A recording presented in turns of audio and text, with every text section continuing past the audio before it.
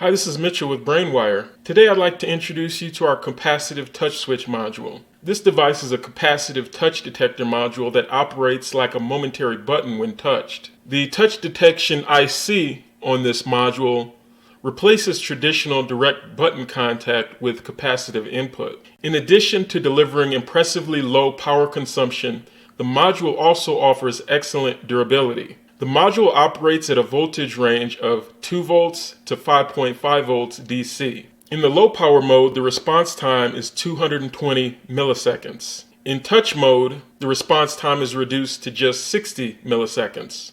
Interface with this module is very simple. You have ground and VCC for power, and signal line to indicate when the module is receiving touch input. Whether it's an embedded system, a DIY gadget, or an Arduino project, this touch switch module will add an interesting touch-sensitive interface to your application.